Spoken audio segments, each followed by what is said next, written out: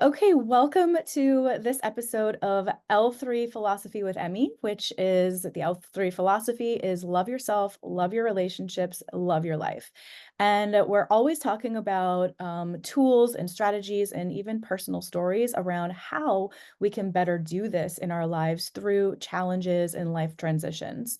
So today I'm excited to have my guest, Carey Gatto, and she is a modern day priestess specializing in women's empowerment. And so that title in itself is something that I definitely want us to talk a little bit about. But before we scare people away about, like this doesn't have to do with, a specific religion. It doesn't have to benefit only women. Like this is knowledge that is really, really helpful for everyone to be able to have access to their inner selves. And so, Carey, welcome. And I would love Thank for you to you. give us a little explanation of really what your title means and how you help people. Yes. Thank you so much, Emmy, for inviting me on here and for this opportunity to share. And My pleasure. yeah, priestess is a title that I'm publicly embodying only quite recently. It just feels more aligned and authentic to who I am and what I actually do than, say, something like women's empowerment coach, which is another way that I could describe myself. But what I do is I help women to really connect with their own divinity. So, not through religion or dogma or doctrine or some other external authority, but to their own spirituality and their divine essence within them. In other words, their heart, their energy, their spirit, their passion, their soul. Because I truly believe that when women are connected to their true selves, their authentic selves, and they can and cultivate a relationship with that, if you want to call it higher power, whatever terminology you like to use, then they get to flourish in so many ways in all aspects of their lives. And so priestess is a term that it was in ancient times. It described a woman who was very much revered and respected in her community. She was a sacred leader, a spiritual leader in her community. Um, in ancient cultures, priestesses would advise their community leaders, on everything from when to plant and harvest crops to when to build or when to go to war. They were very much in service of the community, and they also led rituals of, coming of age or rites of passage into motherhood and things like that. So they were kind of spiritual pillars of their community.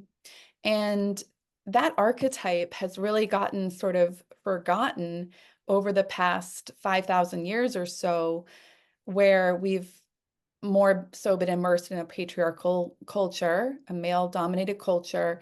And I'm trying to bring it back, right? And a lot of women are trying to bring it back because, again, it's not so much about I have authority or anything like that. It's just about I help activate divinity within other women. That's what I do. That's what I do through my healing work and through my coaching, through bringing women into community with one another.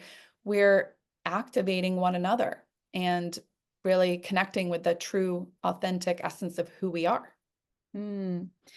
Yeah, so these skills really are super important when you are trying to navigate your life, particularly when it comes to relationships, because I think that when we're brought up, as young girls, and this is changing, I think now from maybe when you and I, were younger, but it's kind of like the very first thing we learn is like, okay, your main mission in life is to find a partner, and then you're going to be, live happily ever after, and it's like you shape your whole world just kind of almost like being a person that, a man would like choose as his partner. And rather than really focusing on going in discovering who you are as an individual and what gifts you have to bring to the table. And so this skill of being able to go inward, I think that's kind of what you're referring to when you say words Yeah. like divinity, right? It's like your inner divinity is like, who are you at your core? Not your ego self or this like idea of who you should be that might have been placed upon you through your environment, your community, your family, whatever, your culture. Um, Exactly. but, what are ways that you can truly connect to what you really align with on like a soul level? Does that sound like kind of Yeah, that's a exactly right. So modern it's day way to explain it?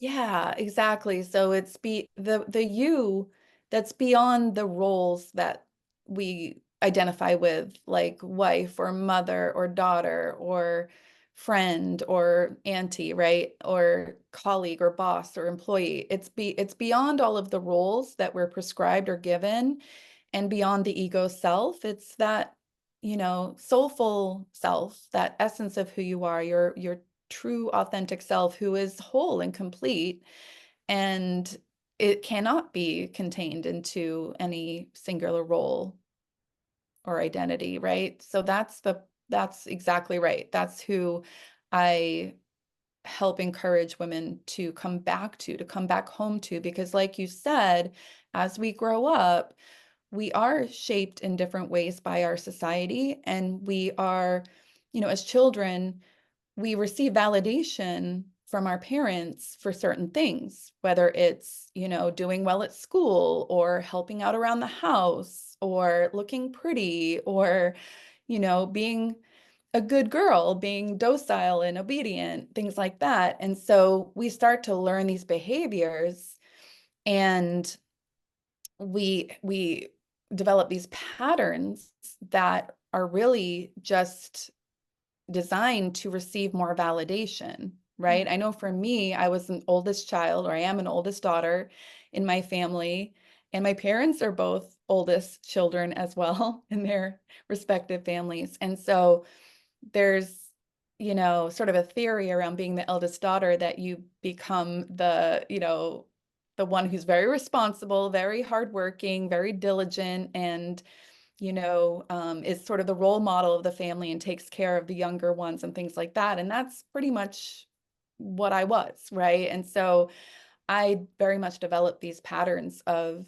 people pleasing and perfectionism and sort of putting other people's needs before my own, being kind of the martyr, the self-sacrificial lamb, if you will, because I got a lot of validation and appreciation for that. So as long as I was doing that, I felt safe and I felt comfortable.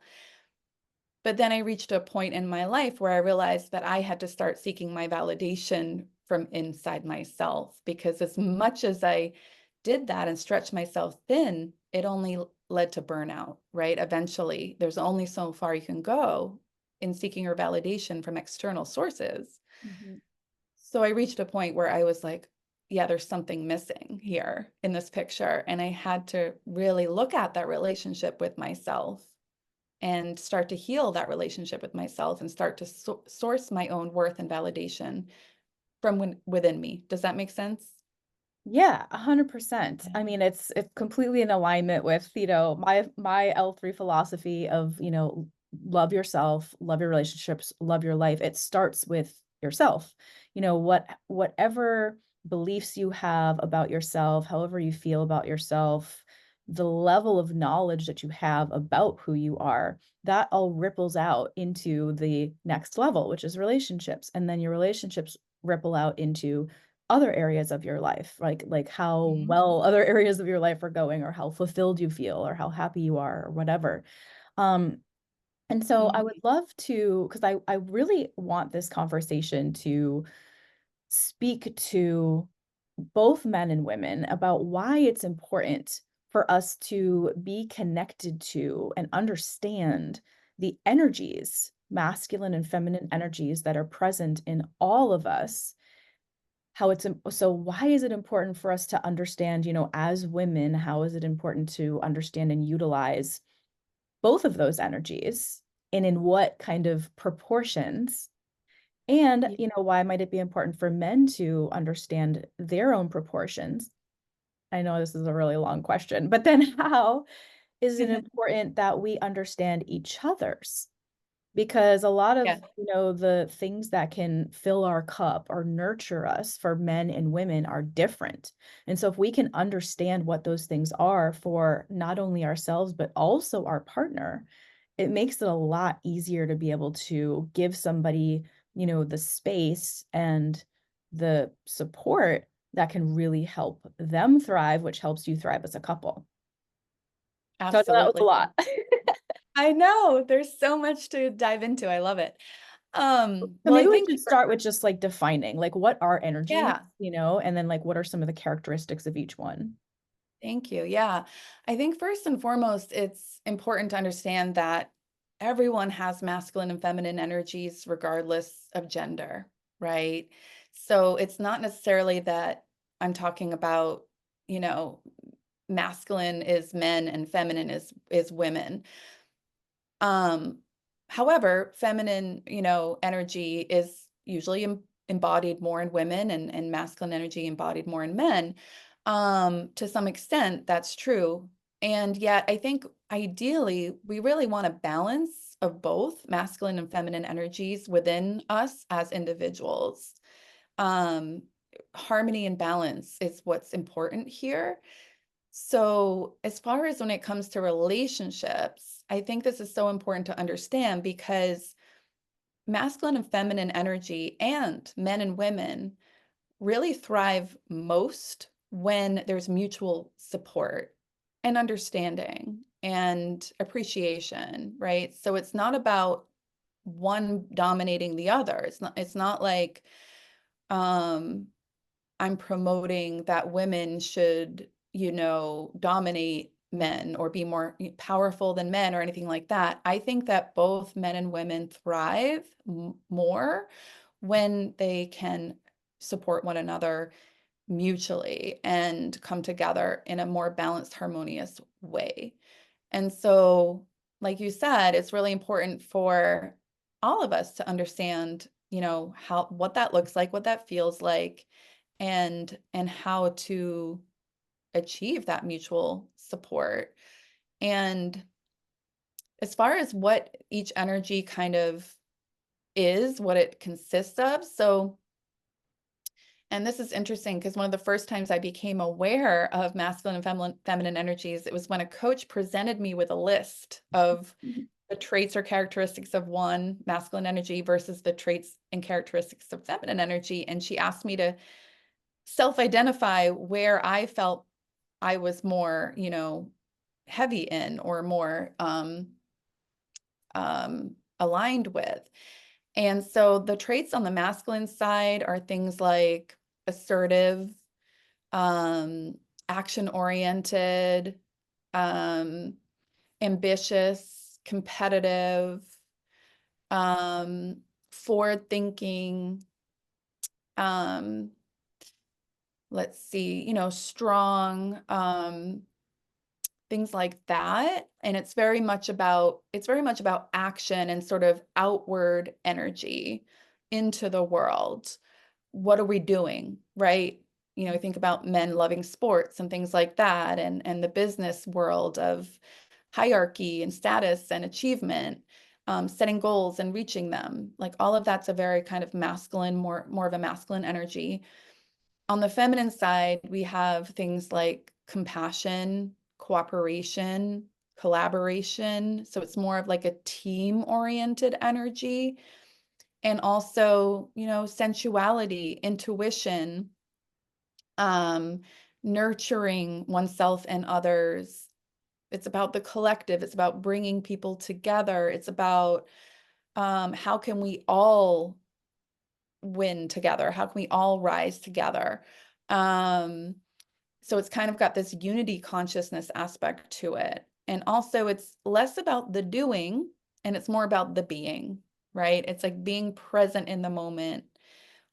Where is my energy right now? How am I feeling? It's sensitivity, right? It's vulnerability. It's um connection, like intimacy, all of those kinds of things. And so again, it's not that one is bad and the other is better. It's that there's benefits to both of these types of energies. And ultimately, it's best for us as individuals to have a really good balance.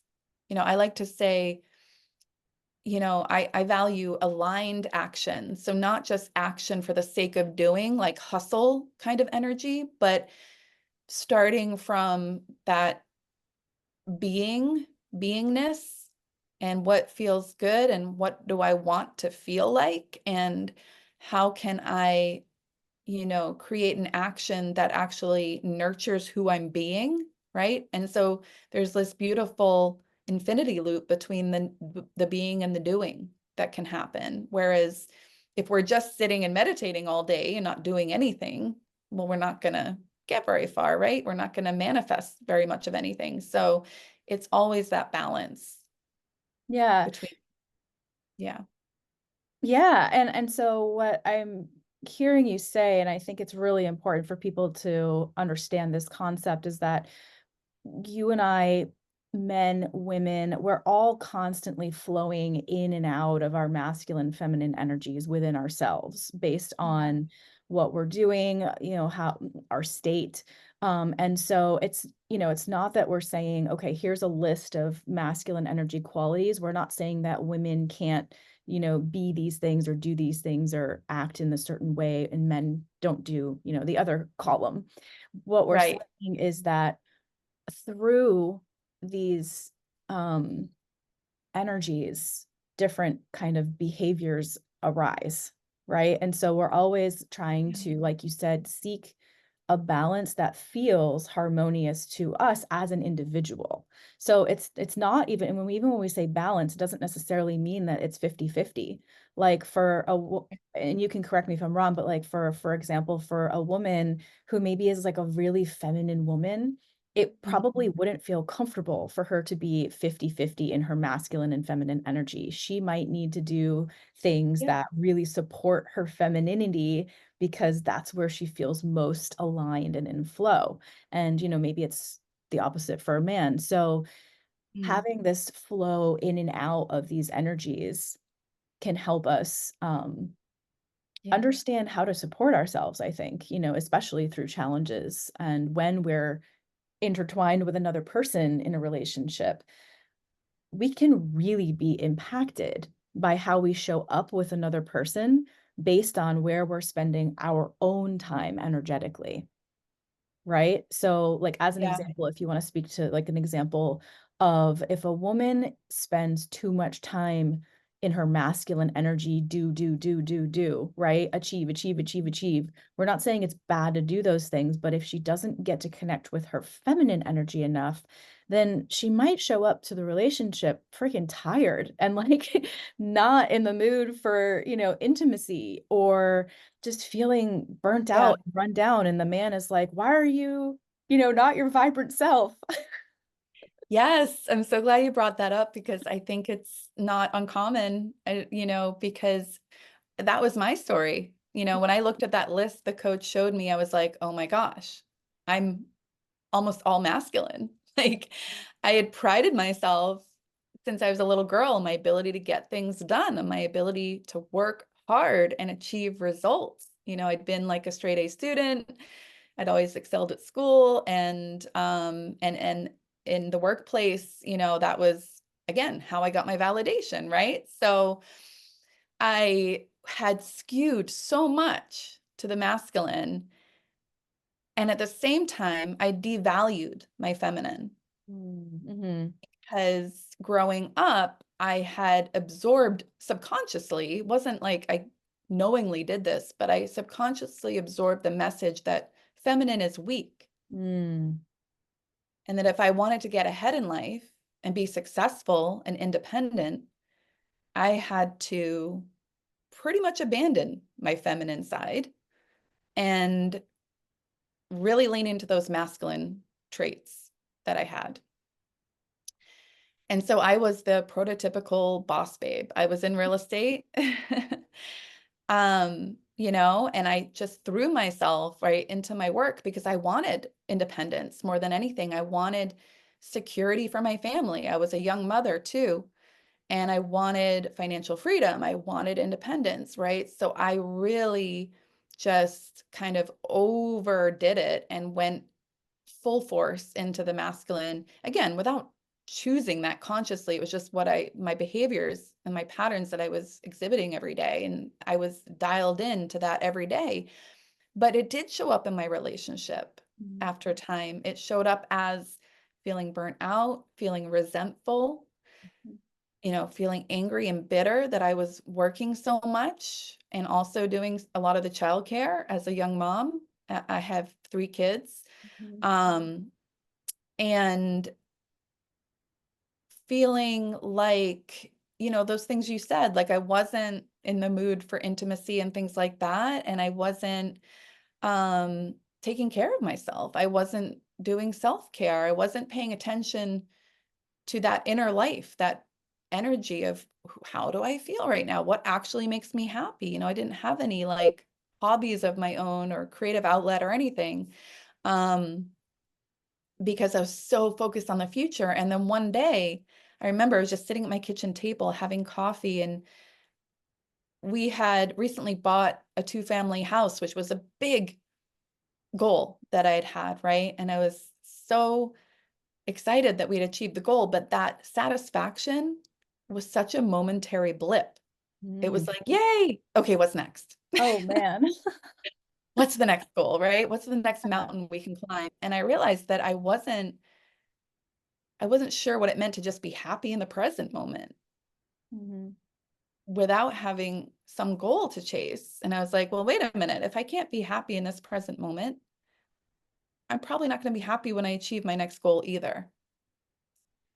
And that was like a big aha moment for me where I was like, I have to make myself happy right now, or I'm never going to be happy. Mhm. I have to stop waiting for some future milestone Yeah. where I think I'll be happy. I have to actually learn how to be happy right now. And so that was a big thing where I was a big moment where I was like, okay, I went into coaching, I went into self-development and just nurturing, like, how can I be happy now and stop hanging my hat on the future, which again, I was so encouraged to do, by my employers and everything. Oh, you got to hit that target. Keep going. You're doing great, right? But it was like, no, no, I had to slow down.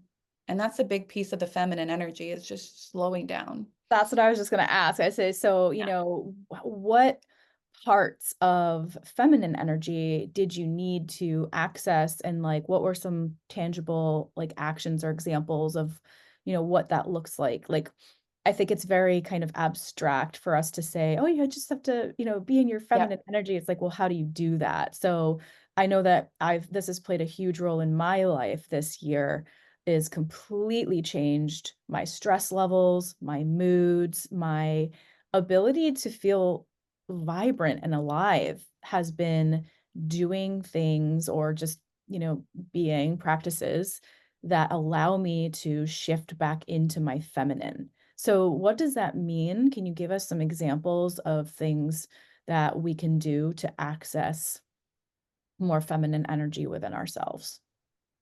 Yeah. Well, for me, it really started with almost forcing myself to have more self-care because that was such not in my patterning. I was like, no, I got to be productive all the time. But I really started to just introduce acts of like conscious self-care and self-love practices. I mean, I did Louise Hay's mirror work course where I every day I would look at my own eyes in the mirror and I would say, I love you. I really, really love you. Sounds so simple, but it started to break down that wall that I had up around myself and around my heart and started to just really nurture that relationship with me and allow myself to be vulnerable. In fact, the first time that I did that, I started crying. Mhm. I broke out, broke down in tears because I was like, I could see the dissonance in my eyes that the words I was saying, they were not genuine. I didn't feel that. But the mirror work course is helpful because you actually start to cultivate belief in the words as you say them every day.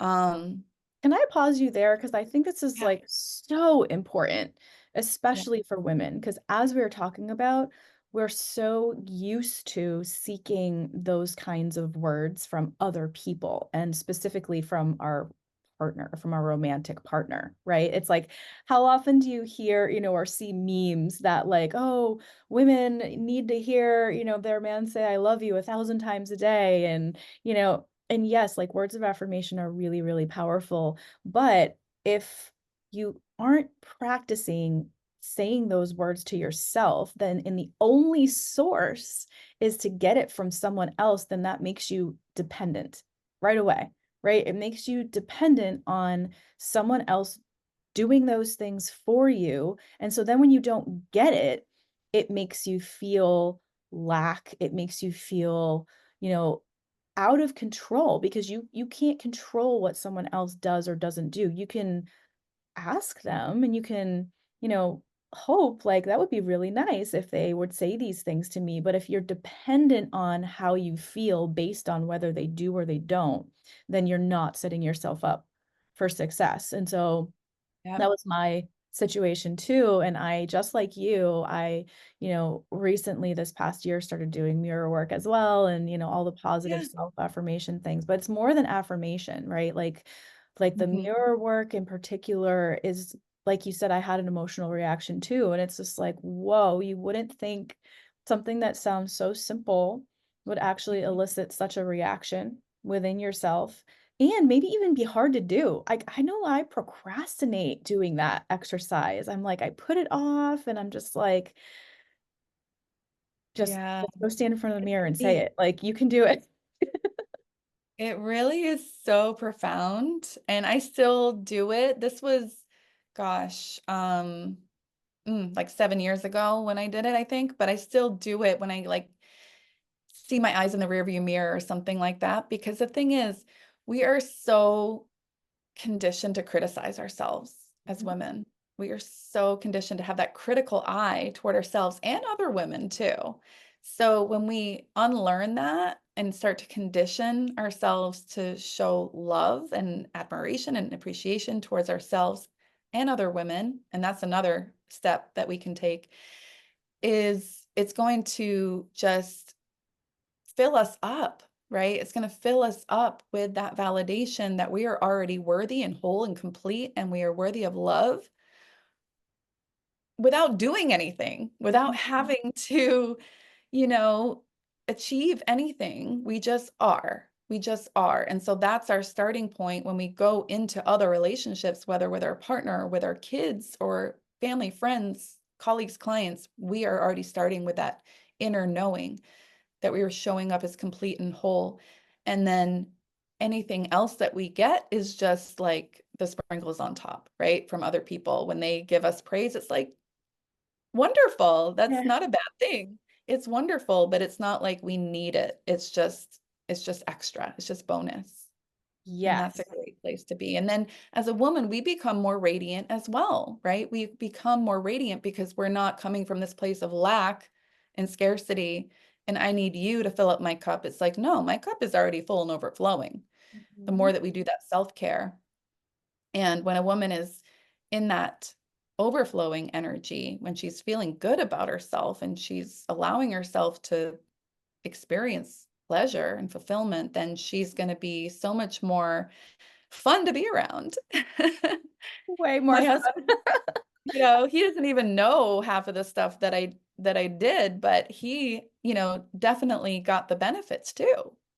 Yeah. I do. Yeah. And so like what this looks like for a man, listening about hopefully they're still tuning in, listening about like what Yeah. feminine energy looks like. It's like these are all so if your woman is showing up like tired all the time, not as fun as she used to be, not smiling very much, just like always has a million things on her task to-do list, like that could be a like a cue to a man if he wants to be supportive, to her in that moment of like maybe taking some things off of her plate and just like giving her some time, be like, hey, you know what? I'm giving you a chunk of, 2 hours on Wednesday when you were supposed to do XYZ. I'm going to do that for you so that you can really just take care of yourself, relax. Yeah. So like picking these things out, I think, like as, people in a relationship, because we've been spending a lot of time talking about like what is good for, women getting into their feminine energy, but like it's also important for men to have that space to be able to be in their masculine too, right? And so that Yeah, take of each person being able to like gift that time and space for the other person to shift into their aligned energy, it's gonna be nurturing to both parties. absolutely. Yes, yes, yes, yes. Because another way that a woman who's not allowing herself or not, you know, um, embodied in her feminine energy, if she's over identified in that masculine energy, she can show up as nagging and controlling too, Mhm. confrontational, things like that. Because if you think about it, two alphas, two masculine Mhm. personalities are going to go like this, right? But when she's able to relax, when she feels safe to relax in her feminine energy, she's again just going to be a much more pleasant partner, right? So it definitely benefits men to give that space, to give that time, and to encourage her to do the self-care. If she's like I was, she might not even know that she needs that. Mhm. So it might be really great for somebody who resonates with that, who might see those signs in their partner to offer that. Absolutely, Your 1,000%, and own good too. Yeah. I'm glad that you brought up those qualities because I mean, I think women get the brunt of, that kind of stigmatism of like, oh, always being nagging, always being critical. And I mean, it's real. Like, as a breakup and relationship coach, I've worked with a lot of men and a lot of them have that, complaint, if you will, or, that not even a complaint, but just like that pain. Like they had to go through the pain of their, wife or whoever, like constantly criticizing, they were never good enough. And like, that's awful. Like, no one, Hurtful. Yeah. should have to experience that because it's really, really painful. So, I'm glad that you brought that up as like a symptom because it's a cue for women to tune into themselves and notice, am I acting like that? Here's some reasons why, of like what could be causing that. And here are the things I can do so that, I can help myself in that department. And it's also a cue for, men or the partner to say, oh, well, Yeah. I noticed that she's being like this a lot. Like that means I might need to XYZ. So you Yeah. said self-care and you said mirror work is I think is a great example. Mhm. Can you give us just a few more examples of what that looks like? Because I think a lot of times people automatically go to self-care as like, oh, get a massage, get a manicure, go shopping, which are things you Right. do, but it's like it's so much deeper than that. Maybe like a Yes. practice example, like the mirror work. Yeah. So yeah, I think you're right. True self-care is not just, grooming our bodies, right? Or Although it doing these. can be, right?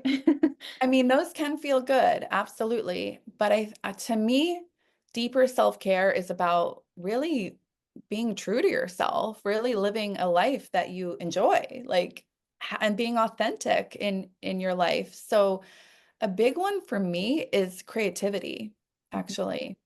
Which is a I feminine energy characteristic, right? Yep, yep, absolutely, absolutely. So, um, I'm a huge advocate of having a creative habit or hobby daily, daily, whenever possible.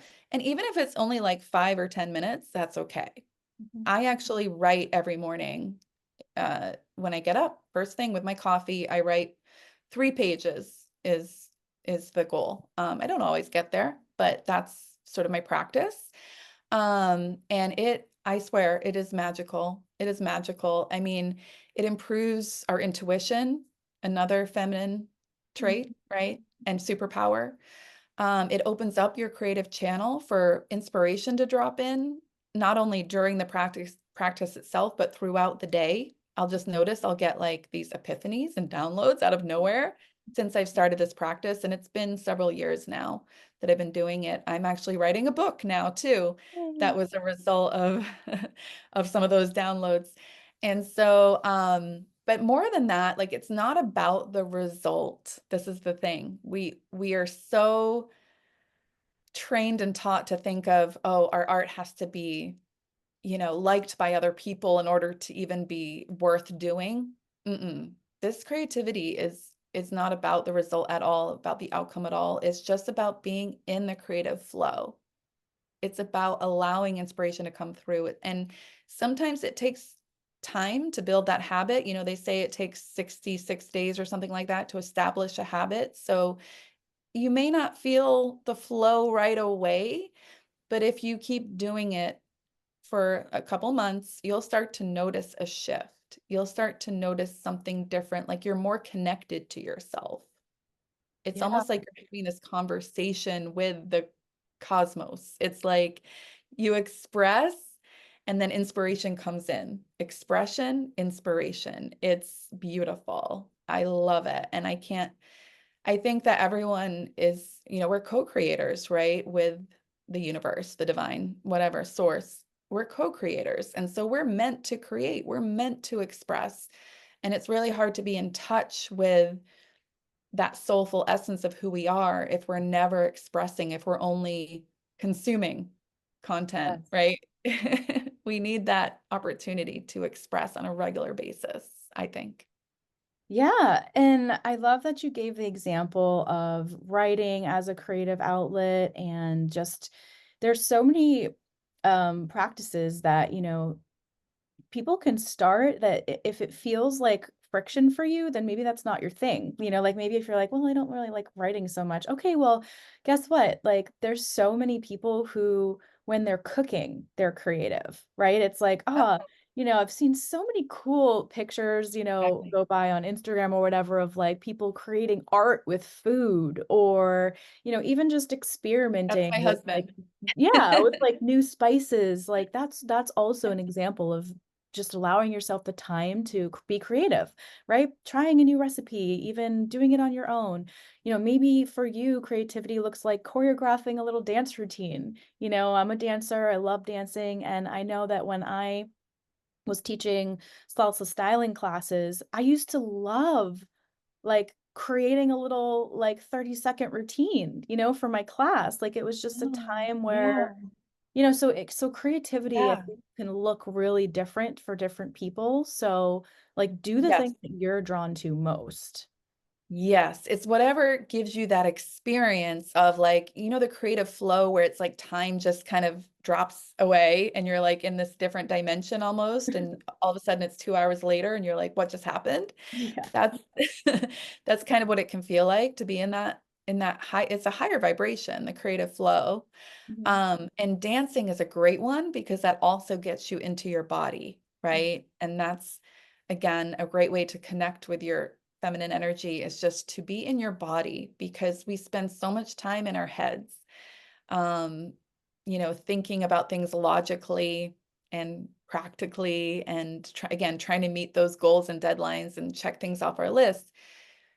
Being in your body brings you back to the present moment and just it's like what does it feel like to be me right now? What is this experience I'm having, right? As this soul in a physical body. And so I love dance for that. And just any kind of movement is so good.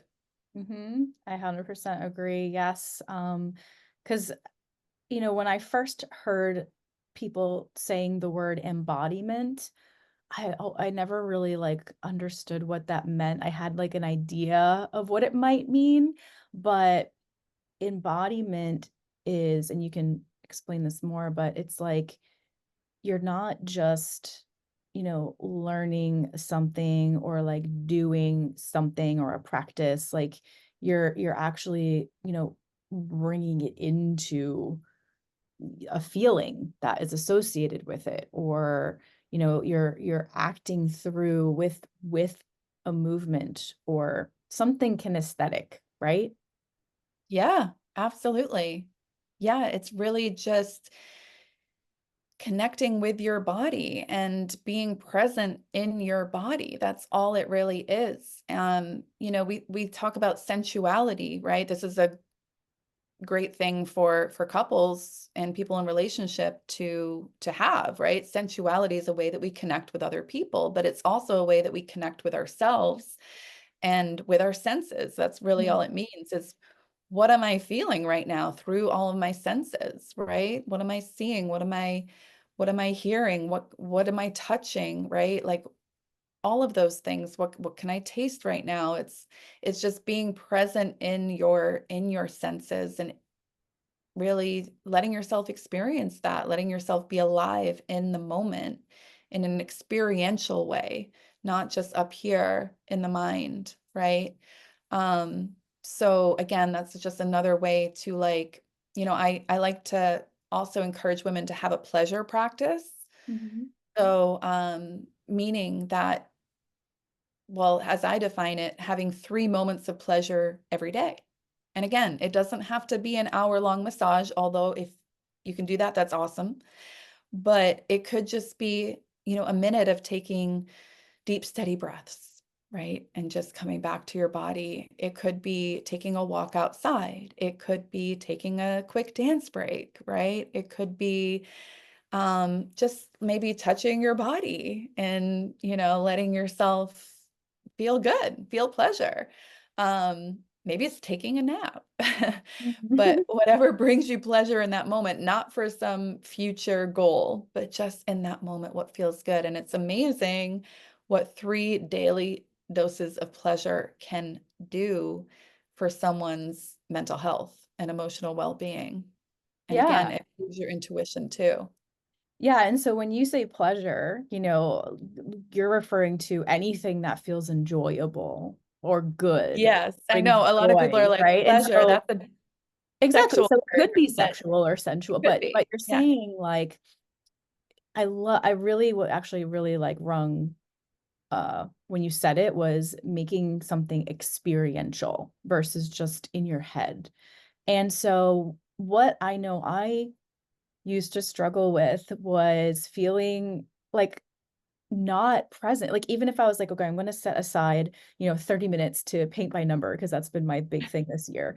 Love But it. then while you're doing it, you're thinking about all the things you should be doing, or you're like, oh my gosh, like almost like I don't deserve to take this 30 minutes. Like, look at all the other crap I have to do today. Right. So that doesn't count. Like you have to, Yes. um, you really have to, and once I started shifting this, I just noticed the biggest difference is like when you do carve out that 30 minutes or whatever it is, even 5 minutes, you are only doing that and you are not feeling guilty about it. You're not feeling shameful about it. You're just granting yourself the gift of like, this is the time where I just get to enjoy myself. Like you Isn't said, it not wild? working toward Like, an yeah. achievement or something like an outcome, but knowing that if you do allow yourself to be fully enjoyable in that moment, it will benefit you later on in the day or throughout the day or even in that moment.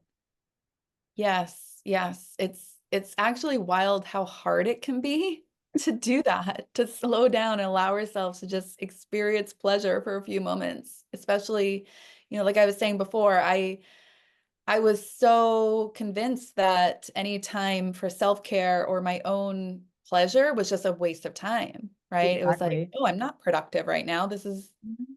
I'm ashamed to say this, but I would look down on women that took a day off to go to the spa. I'm like, oh my gosh, like who does she think she is or whatever.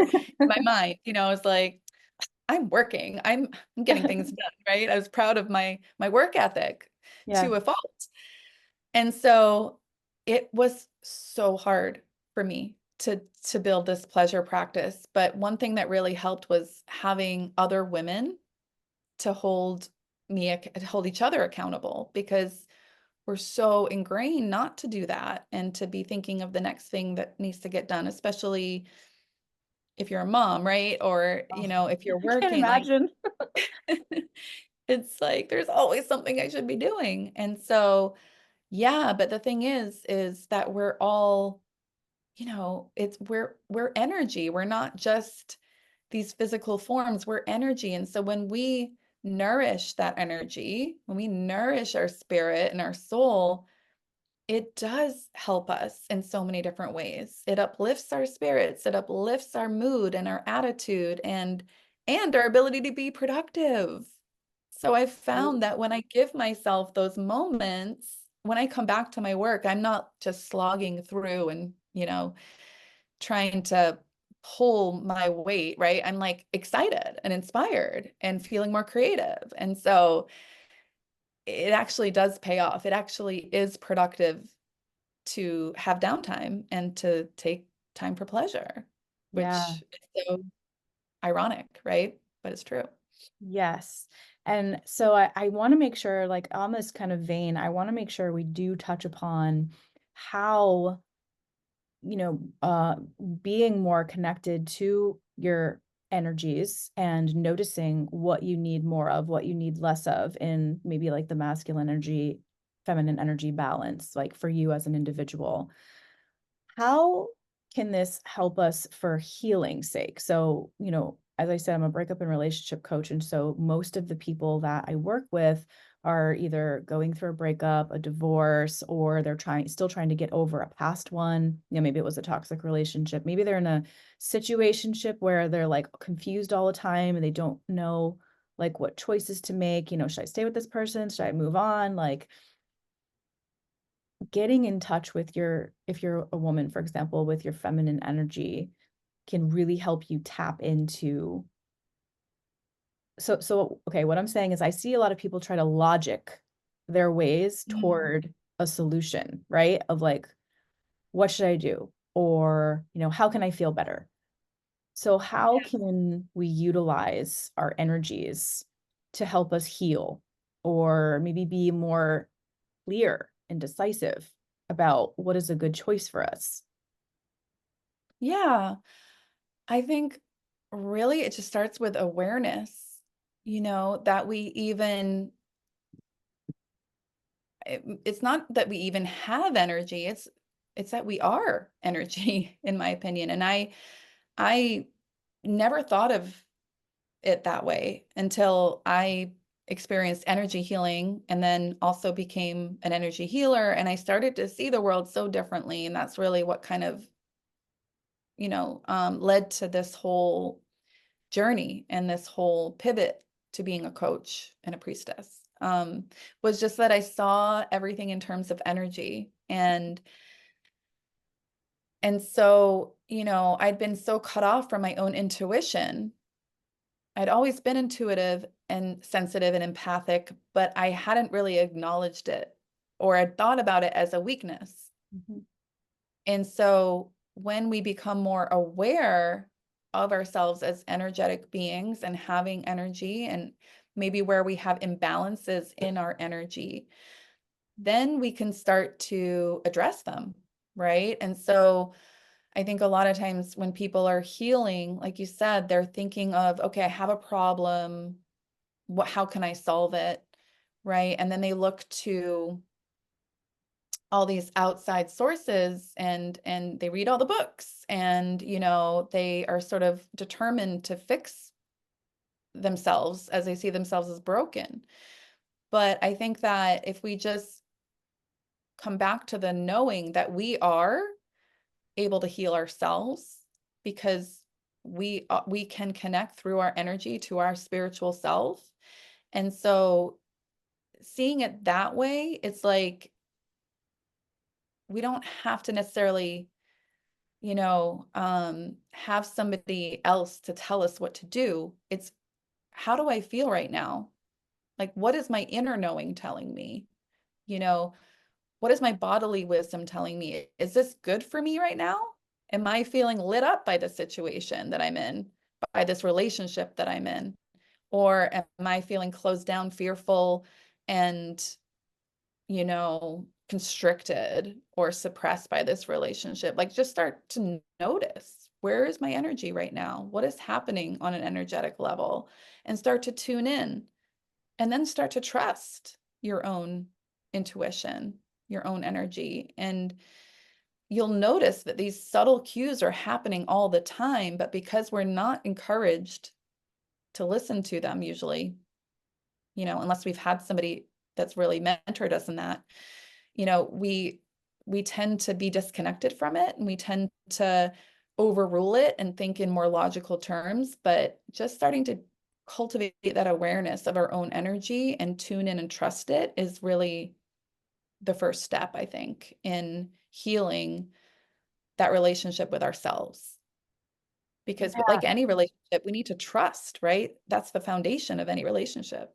And yes, that trust piece, I talk about this all the time with clients because when I ask people, after they've come to me after a breakup or divorce, one of the, I would say like 90 something percent of the time, people will say, I want to feel more confident. And, what Yeah. I tell them is just like you said, confidence comes from trust. Like, think about if you trust someone else. You're like, okay, I have this ride or die person. Maybe it's your BFF, right? It's like, I Yeah. know she'll always be there for me. I can count on her all the time. Like, so if you, let's say you call her and you're like, I really need you to support me in this event that I'm doing, right? And she's like, I'll be there.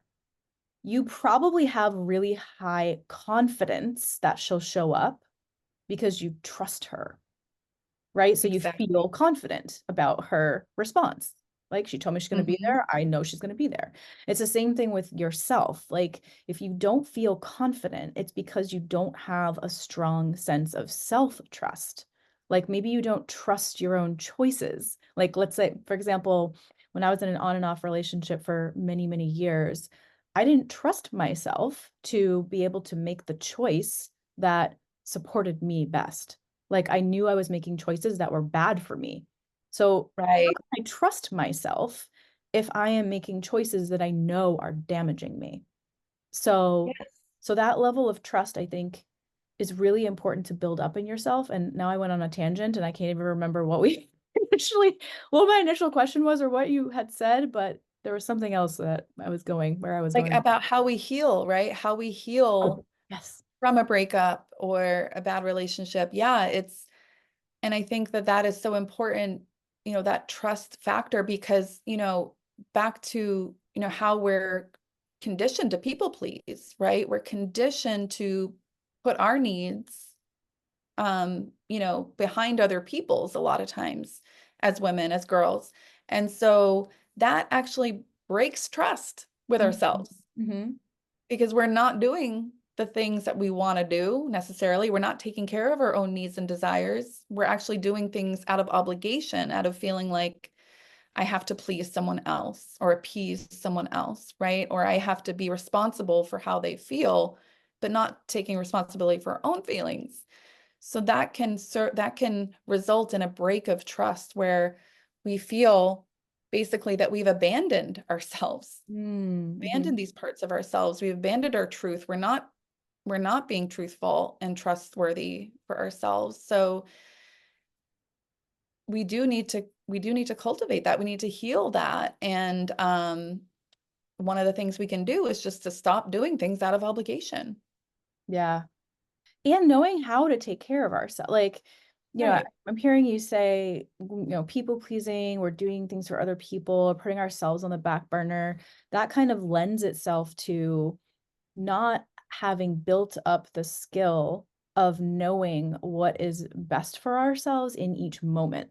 So that's where I was going with the trust piece, and what you said Yep. supports this is that, for example, when people come to me and they're let's say they're devastated about the breakup, or they can't move forward for whatever reason. Maybe they don't know if it was the right choice, or they can't believe that someone else betrayed them, or whatever it is like, I think our natural reaction is to want to like solve the big problem like right away, but that Yeah. can be too big. Like what you might need to focus on is, what do I need to do to support myself in this very next moment, right? Mm, So rather yes. than going like to the end of the line, it's like you said, tuning in, connecting with yourself, And, if it's like right now, I feel really,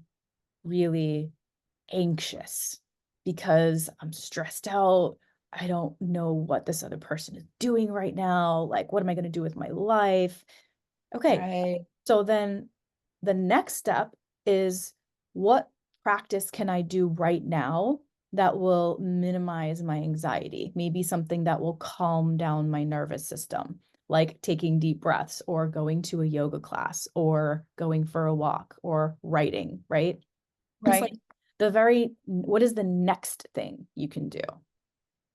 Absolutely. Yeah. Yeah. And I think that confidence really is something that we feel when we're feeling safe, right? So we have when we feel safe and relaxed, then we're confident, Yeah. right? So being insecure is really a type of fear. It's a fearful state, right? So when we build that safety within ourselves and we learn to trust ourselves, then we can be confident. It comes easily. And I do think, yeah, like you said, like building those practices, tuning in, what would support me right now? What would help me feel relaxed, safe, inspired? What would give me pleasure? And then I love to, recommend that, again, with that, what would help me right now and what would help me ongoing? Like, what would be a habit I could cultivate into my life, whether it's a creative habit or a pleasure habit or anything else, a love, a self-love habit. Like, what would be something I could do that it's not crazy? It's like something very doable that I could work into the fabric of my daily life that would support who I'm becoming and make it doable because that way you'll do it. And like I'm a huge fan of like 5-minute habits. And because I know I'll actually do it. I actually started my writing habit with just one word. That was like if I can write one word a day, I've accomplished my goal, right? That's my practice. If I do more, great. But if one word a day, I'm done. That's great But though, because you're yeah, setting yourself up for success versus failure. exactly. And what it does when you follow through on those commitments to yourself, it builds trust. Right. Because what is trust if it's not doing what you said you would do, right? Right. Right. Yeah. And then there's something that came up in my head while you were saying all of these things about what's the next thing you can do, and you feel, when you feel safe, you feel confident, right? And so I guess Mhm. it's like, I also get the question a lot of like, how can you control, like, repetitive thoughts that are always coming in your head, especially after a breakup, it's just like nonstop, right? It's like obsessive Yeah. thinking.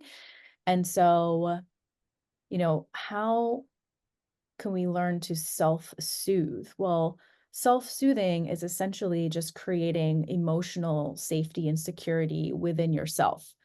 The reason why you're having all these reactions is because you don't feel emotionally safe or secure in that moment.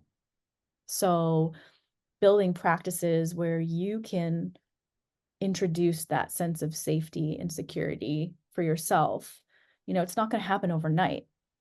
But like you said, implementing habits and practices over time will definitely help you build that skill so that it's, Mhm. not so hard when you have to do it. Yeah, absolutely. Absolutely. I feel like with the repetitive thoughts and the big emotions and things, it's good to just get it out of your head. Like whether it's writing on the page or dancing, like I love to throw on like an angry song or a sad song and then follow it with a good, bouncy, sexy song. Or getting together with a girlfriend or a group of girlfriends and just being like, I have to tell you all the crap that's on my mind. And I know you have to be with people won't judge you, right? And that's another step in returning to your feminine is cultivating sisterhood. That's really where you can be authentic and vulnerable. And but just instead of keeping it all up here, letting it out somehow, some way. And it's okay. It's okay to have those feelings. It's okay to have those thoughts. It's normal, it's human, right? You don't have to be positive all the time. Right, right. Yeah, absolutely. Well, Carrie, I feel like we could continue talking about these All topics day. forever, but we are coming to the end. So, do you want to share where people can find you if they want to learn more about how to cultivate feminine energy? I know you have a podcast, The Feminine Frequency, Yeah. and yeah, just more Mhm. practices that maybe, people can learn from you. Yeah, they can go to my website, which is careygatto.com, CareyGatto.com, or find me on Instagram, which is at goddess_uprising_. And I would love to connect. Yeah. Awesome. Well, thank you so much for sharing all of your wisdom and insights with us today. Thank you for having I me. before we came on, I was looking at one of your posts in particular, and it was about feminine energy, and it was just, I'm not going to get the words exactly right, but it was along the lines of when a woman can truly be in her feminine energy, she is the fire. Like she's warm, she's nurturing, she's the spark, it's vitality. So, Oh, um, yeah, we've got definitely. we've got a lot of really great, sayings, quotes, things there. So I encourage people Thank to go check it you. out. Thank you so much. This was an awesome conversation. All right, Carrie. Well, until next time, thank you All everyone right. for tuning in, and I'll see you soon.